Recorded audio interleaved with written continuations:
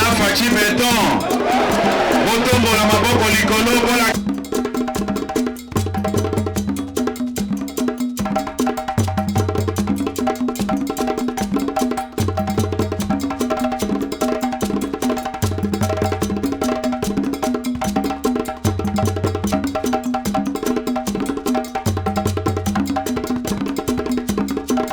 Nouvelle République Télévision, mesdames et messieurs, bienvenue na chaîne Nabino Oyo Bomelanaka. Maïmatali, actualité politique, lelo tokolobela makambu Oyo, ezali ko se passé na République démocratique du Congo, tozali bongo na mwana mboka président Manoka Oyo azali bongo membre ya IDPS, azali pe molobeli ya ba Kongomani nyonso Oyo bazali ko vivre ezala na Este, ezala na Katanga, ezala pe na capitale ya Kinshasa, ezali bongo mwana mboka président Manoka Oyo azali pe mutu Oyo déjà alikaka na ba média ebele toko développer na ye ba sujet bongo ezali ya liboso ya mwana mboka azali lelo honorable secrétaire général ya UDPS Augustin Kabouya andimami bongo kozala informateur ya président de la République Félix Antoine Tshisekedi et puis non seulement ça tokolobe la situation ya Est ezali toujours chaotique jusqu'à présent tozoye baté tokomi na niveau nini troisième thématique na biso tokolobe la plus du verre ébélé na actualité politique ya Kinshasa mwana mboka Florent Manoka bonjour. Bonjour Ndeko, merci beaucoup pour l'invitation na yo na sepeli mingi na PCP à travers chaîne Nabino bote mingi na balandi ya chaîne Oyo Nouvelle République Télévision bote mingi na bawazalendo bazali na terrain ba FRDC pe ba congolais Oyo balata patriotisme lokola elamba de partout na pesi ba mbote na pesi mbote mingi penza na Francine Sami na PCP mbote na par respect Gaspard Munganga Pili, le secrétaire général adjoint en charge de la communication, mobilisation et implantation. Bienvenue Munganga mbote na yo. Marie Missese et Baza Ebele. Je crois que nous avons mbote na bango nyonso. Merci président Florent Manoka, boni santé politique ya mboka ya Congo.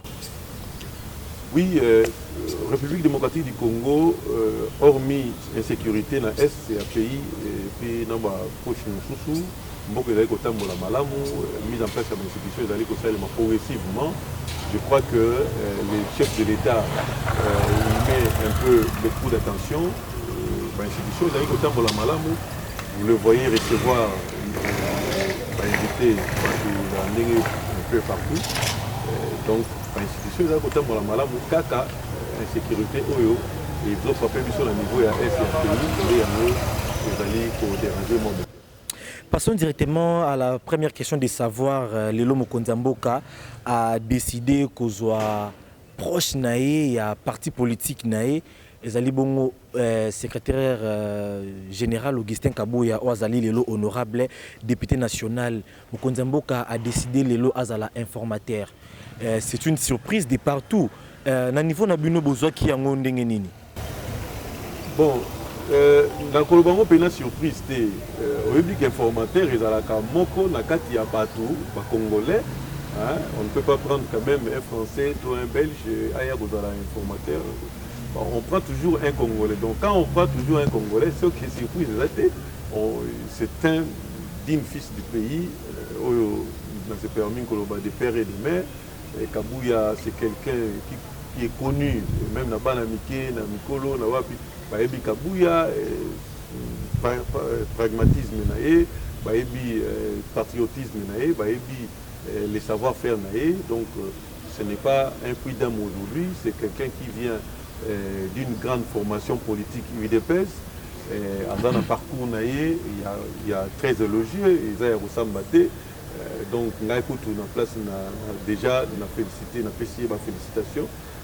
Donc, le chef de l'État a jugé utile parce que déjà, l'UDPS, le coup de qui majorité est mis en tête, il y a un parti, il y a un regroupement, il y a une structure politique, et puis si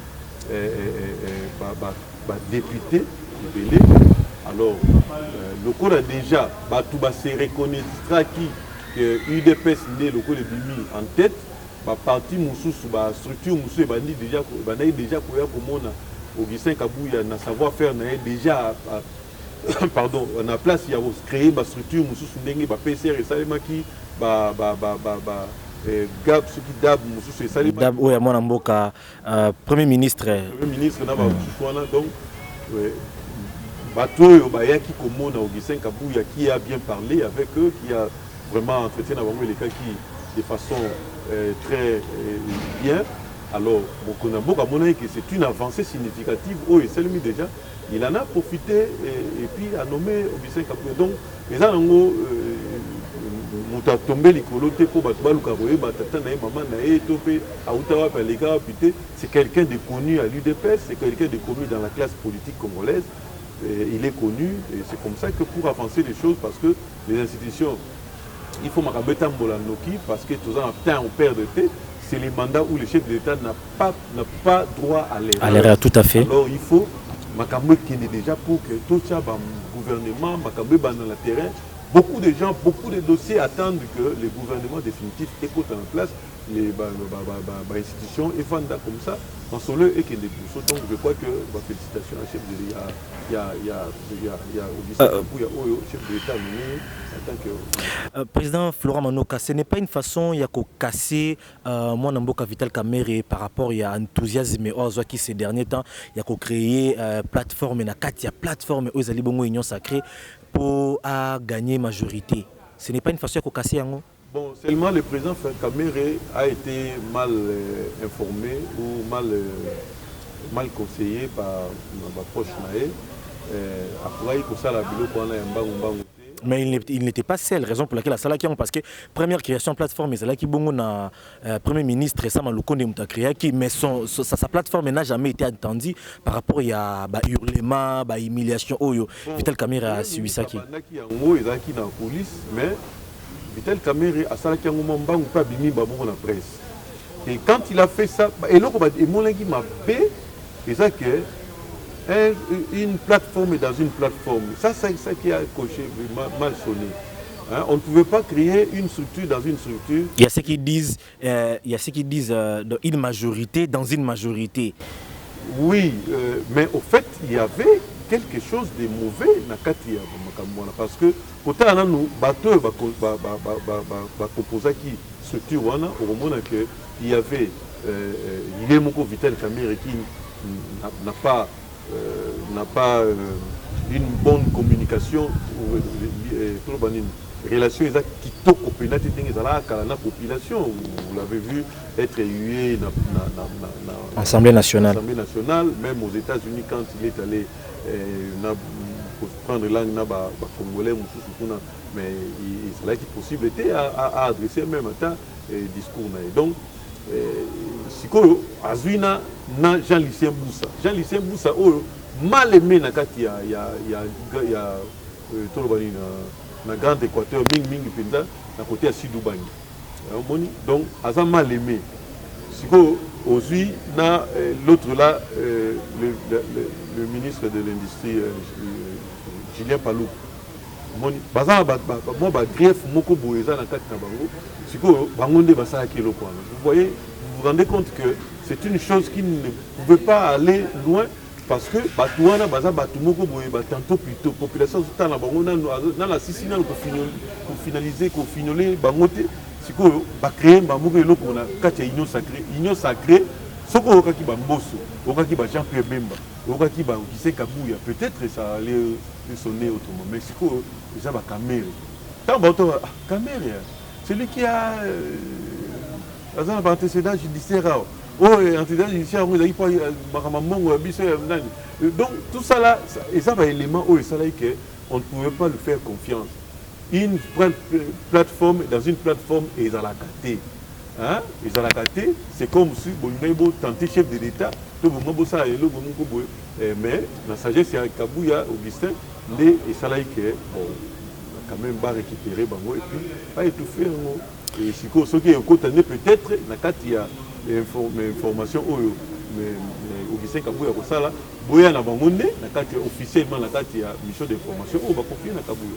Tout à fait, aujourd'hui ils ont mérité déjà poste à monene oyo chef de l'état apprécié ya kozala informateur et puis na ba manigance esalema ki bongo na plateforme ya mokonzi mboka to espérer que non sa vision est toujours optimiste par rapport à ba moi ba manœuvre esalema ki. Alors passons rapidement na est de la République où ezali bongo aujourd'hui un sujet à participer à Makasi comme on a ba bombe où ezali kiliko bimana miso ya ba congolais ko de par-ci par-là na koyoka ba information où ezali koya que est pas plutôt Goma déjà ba M23 ba komi peiné ya kokota na kati ya Goma koyoka ba makamunyo soana, ce n'est pas une façon de décourager les Congolais pour critiquer le pouvoir en place ou bien ils allaient la réalité et c'est le sur terrain. Oui, c'est une guerre de communication.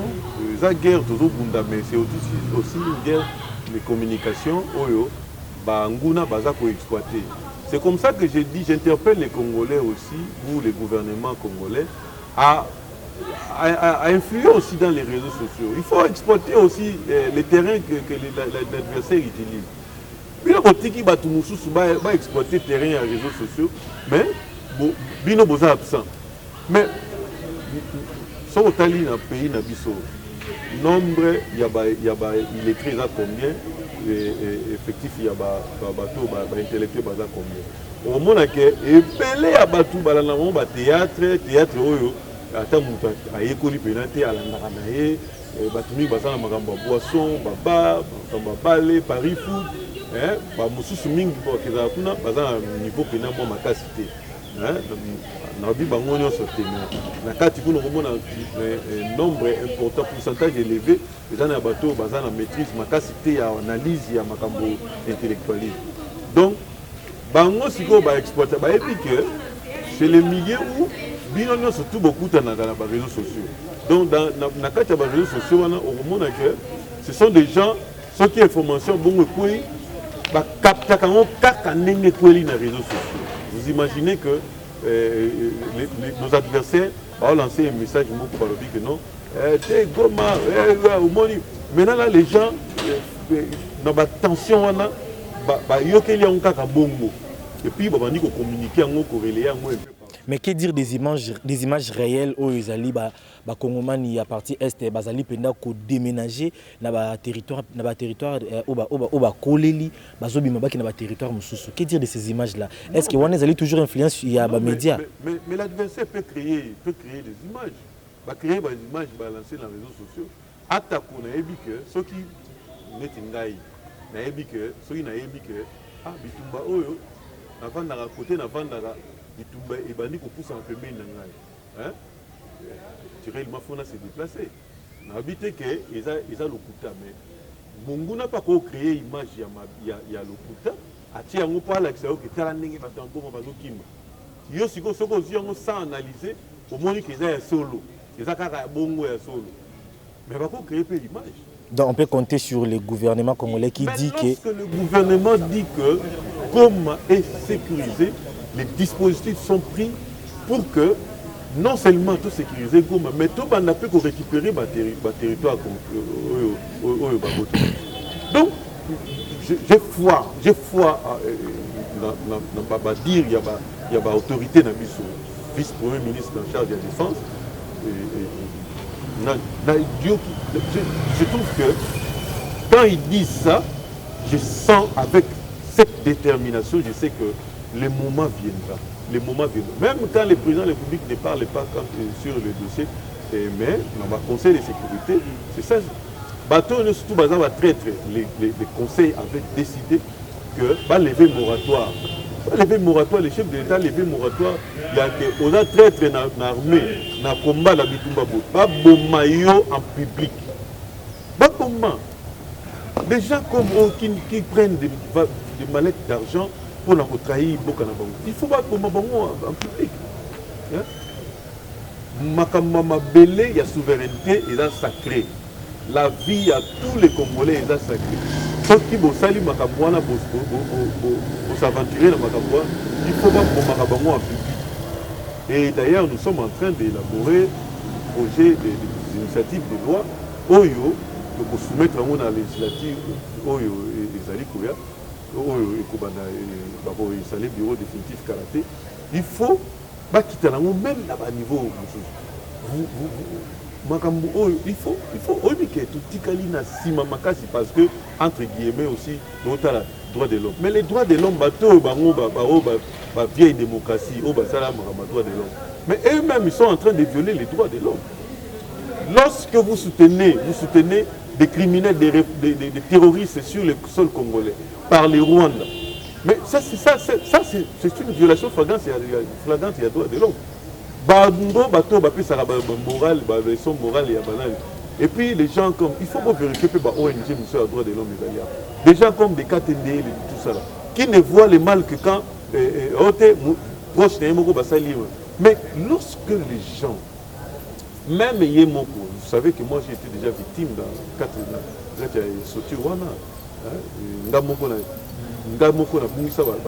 j'ai été victime là. Mais au moment quand ceux qui proches donc vous voyez ça là démarquer la droit de l'homme. Les gens là des vieilles démocraties, toujours droit de l'homme, mais c'est même des trous, violeurs, il y a actuellement, il n'y a pas une disposition qui contre les droits de l'homme de manière où ils sont visibles, comme on a que non, usage de la vie humaine et que un peu écarter les droits de l'homme, le mauvais usage de la vie humaine pour accomplir des faits réels et ceux qui vont intervenir aux droits de l'homme à intervenir. Mais c'est le ministère de l'Intérieur et la justice. Ils doivent faire leur travail. Moi, j'ai réfléchi à ma manière. J'ai dit que je vais leur soumettre une initiative ici de projet de loi. J'ai beaucoup d'initiatives. J'appelle même tous les députés. Je suis capable de donner à tous les députés des initiatives de loi qui défendent pour le bien de la population. J'ai par exemple réfléchi sur comment trouver le transport. Quand le simple fait qu'il y a où est le transport, il y a une garantie locative à 3 mois. Nous pouvons régulariser, réguler sur 7 ministères, et le gouvernement 2 milliards de dollars. C'est-à-dire que vous cherchez à réglementer une situation dans la population, mais le gouvernement va coûter 2 milliards de dollars, un peu plus de 2 milliards de dollars. Donc, ils doivent réfléchir. Il y a des réformes à prendre et à des initiatives, il y a des réformes. Il y a reprendre pour en faveur du gouvernement. Il y a la population par exemple. Droits de l'homme, oui, mais ministère intérieur, ministère de la justice. Bon, innover, beaucoup proposer, beaucoup de tant que ça a une opération du COF. Oui, opération du COF, tant que nous les qui par exemple. La criminalité est diminuée qui. Mais la sanction est qui. Mais la sanction est parce que pas beau ça qui combien de droits de l'homme il faut pas beau devant un fait. Appelez-les, peut-être que vous avez un bon mais vous devant un fait. Bas à la peine sans sa responsabilité. Mais comment vous ne prenez pas de responsabilités? Vous voyez, tout le monde ici, Bazan et Bissika Bakenda, soit qu'il y a une église qui est dans le bureau des droits de l'homme, topé dans la réunion des droits de l'homme. Mais les cas qu'est-ce qu'ils font en amont? Qu'est-ce qu'ils font? Parce que là, en aval, ceux qui disent droits de l'homme aïe. Mais en amont, qu'est-ce que vous faites? Quel est tout na katende? Les autres là qui pullulent les médias congolais. Tout na bango, vous réfléchissez à Kanini. Quelles sont les réformes que vous avez prises pour beaucoup de gouvernement et en faveur de la population pour que Bakuluna et Dimna. Qu'est-ce que vous faites? Vous êtes là à ceux qui Babomaki, Basalaki Boy, vous montez au créneau. Encore qu'ils sont soutenus par les Nations Unies et les institutions des organisations internationales. Quand je dis soutenu, parce qu'il y a des billets, il y a des enveloppes. Et lorsqu'il y a des enveloppes, Bango peut s'abonner santé à Koloba contre leur propre gouvernement. Donc, en quelque sorte, si ceux qui vont se méfier dans l'organisation internationale, ils ont c'est-à-dire qu'ils vont se retrouver. Et puis, liste na bango, études na bango, parcours na bango, ils ont annulé sans effet. Le ministère de l'Intérieur, il faut que le gouvernement s'assume. Gestion, il y a sécurité intérieure, ils ont le ministère intérieur. Hein? Il faut. Revenons, restons seulement dans l'agression rwandaise au au Rwandais bazo continuer toujours ko bebisa partie est na ko boma congolais. Tozala ki bongo il y a pas longtemps, c'était le 7 février, président polonais Ozali bongo au pays na ezali membre ya OTAN. Na kota la histoire ya OTAN, tozomona que Ukraine azo subir oyo ezali ba fait réel ya attaque ya Russie, voire même plus loin. Bazaki n'a pas ça abandonné, mais bazo forcé bango toujours va continuer à résister devant attaque qui a reçu. Mais président polonais azalaki bongo na rencontre na Paul Kagame azali président rwandais a promettre c'était même sur le média que non soki ezali na ba pays où ezali ko attaquer Kigali bango bazali prêt à soutenir Kigali pour na ba attaque nyonso ekouta na ba pays voisins. Qu'est-ce qu'on peut attendre de ça? Va prendre, oui, ils ont pays au Pébarou. Vous avez suivi Poutine. Et je suis sûr que quand le président polonais prend position par rapport au Rwanda, c'est parce que Poutine aussi a dit que en fait, la Russie a dit officiellement que par l'Afrique du Sud, nous pouvons soutenir la RDC. Et vous savez que l'Afrique du Sud est membre du BRICS avec la Russie, la Chine, le Brésil, la Corée et tant d'autres pays. Je vous dis qu'ils vont s'agenouiller. Le Congo ne fera pas yeux doux. Vous savez déjà que la Chine avait déjà mis en garde les États-Unis. Et s'ils s'aventuraient à venir, vous savez que, et au cas où c'était ce président polonais, mais ils avaient réuni les chars de combat en Allemagne. L'Allemagne avait donné les terrains pour que mais ils avaient envoyé ça comment leurs chars ont été happés facilement par l'armée russe.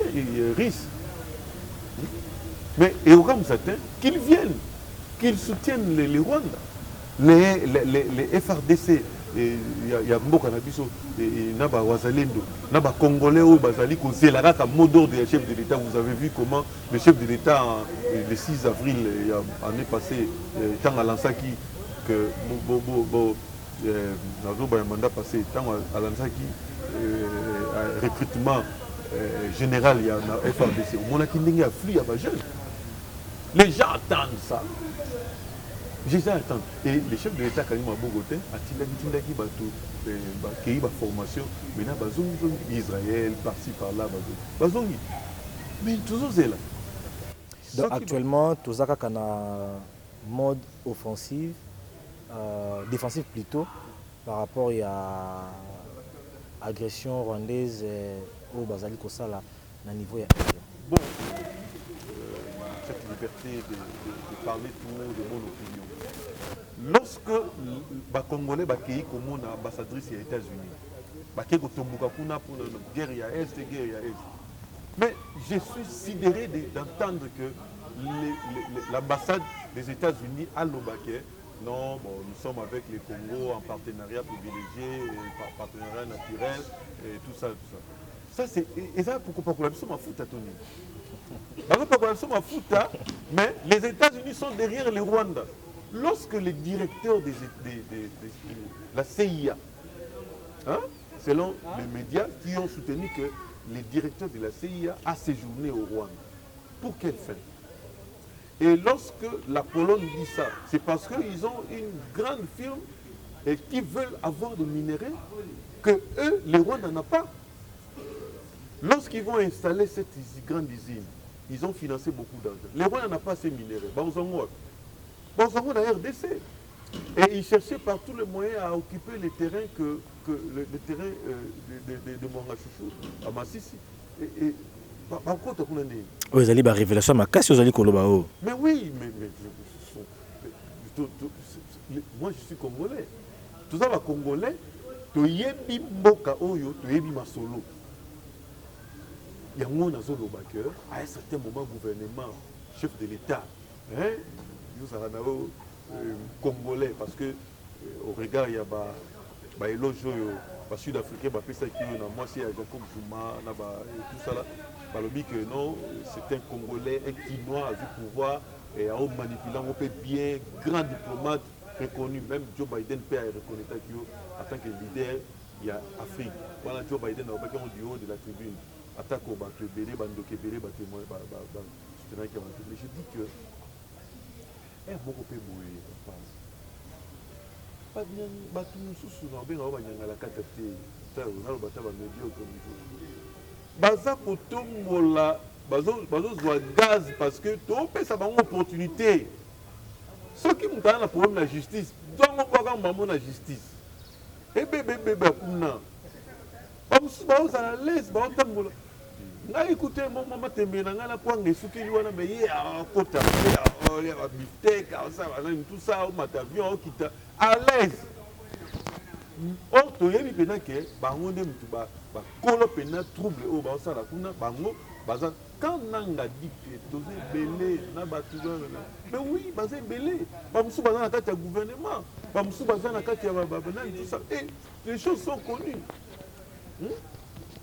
oza bango mpe na basango mosusu il faut pas bokaka mpe soni ya banani o te yaza sango te so sango atiki église atiki bible aye na makambo ya banani faut traiter comme tel c'est comme ça que tango moi j'étais très il faut moratoire basengi moratoire lever moratoire oui le moratoire doit être élevé aussi pour les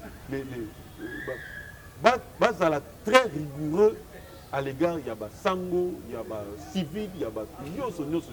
Quand il s'agit de faire vous risquerez de faire disparaître toutes les autorités nécessaires politiques pour population enfin qui n'a pas république et sa république parce que les autorités sont venues babotama autorité te bazalaki bana bakoli mpe bakomi mpe nde bakomi il faut soki bango bakolimwa pour république vive balimwa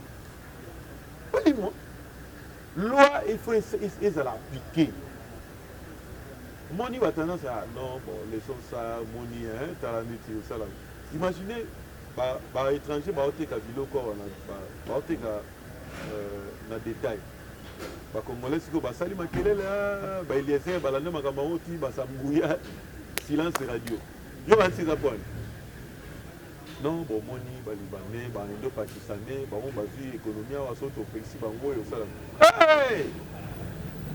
so opekisi indo-pakistanais lelo kangi ye mpo aotosamubeko te soki sai na mboka ne les Congolais baobima baosala mombongo wana bazali.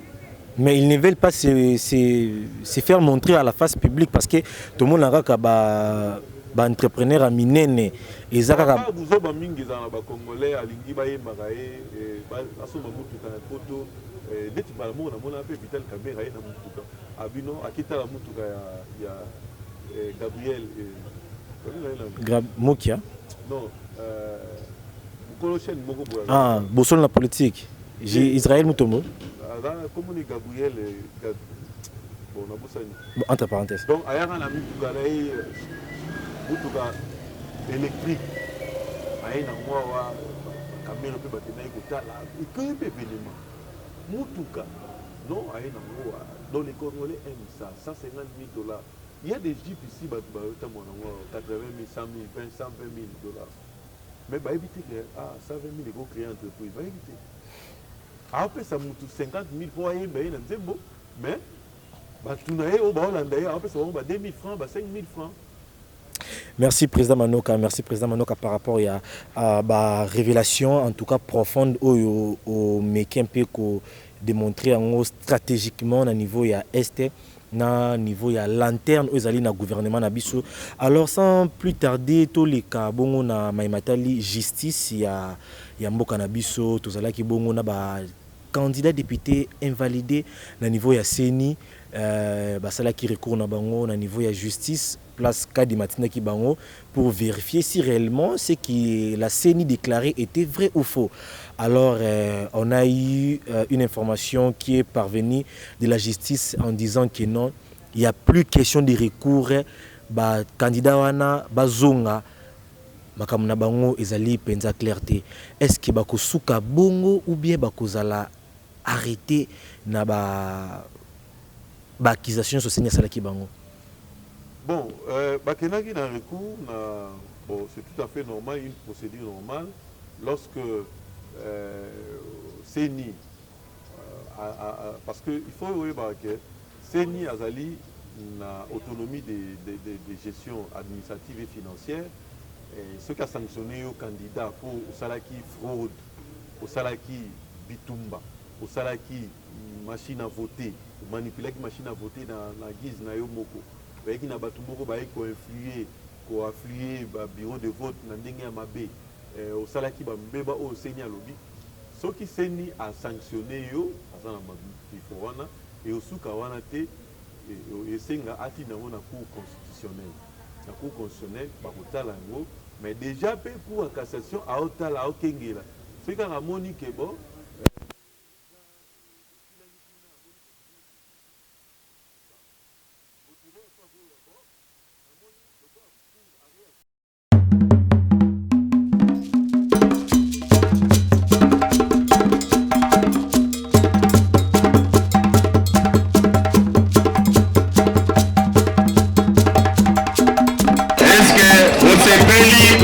Beton, botombo la maboko likolo.